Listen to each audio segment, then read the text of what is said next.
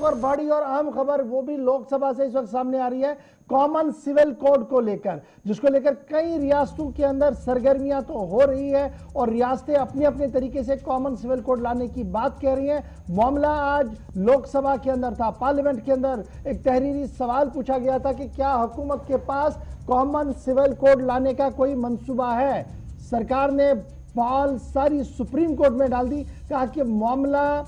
जेर समाअत supreme court के अंदर है, क्लियर होने के बाद सरकार कोई मौकफ एडॉप्ट करेगी। रहमत किन कहां से यह सवाल पूछा गया था और सवाल का क्या बस इतना ही जवाब आया कि मामला सुप्रीम कोर्ट में है, या सरकार और भी कुछ पॉजिटिव सोच लेकर इसमें बात कह रही है कॉमन सिविल कोड को लेकर? क्योंकि कई रियासतों के अंदर कॉमन सिविल कोड की बात चल रही है, बल्कि कई रियासतों के अंदर चुनाव भी कॉमन सिविल कोड पे लड़ा गया।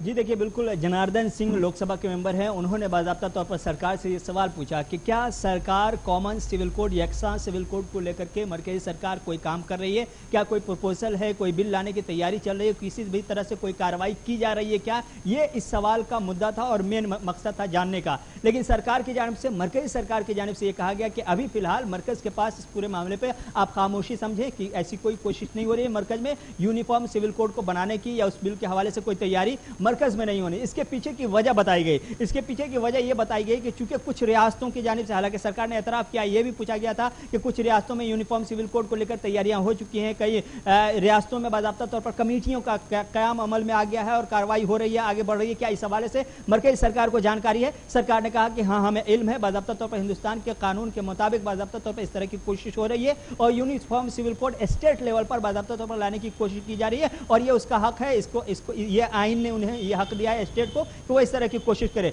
लेकिन सरकार ने अपने तौर पर यह कहा कि मरकज चूंकि इसलिए खामोश है और मरकज में इसलिए खामोशी है इस मामले पर चूंकि एक मामला है ये सुप्रीम कोर्ट का और सुप्रीम कोर्ट में इसके खिलाफ एक रिट पिटीशन दायर किया गया है और जब तक कि यह मामला सब जुडिस है, इस मामले पर सरकार कुछ भी नहीं कर सकती और सरकार अभी ऐसा कुछ करने भी नहीं जा रही है। तो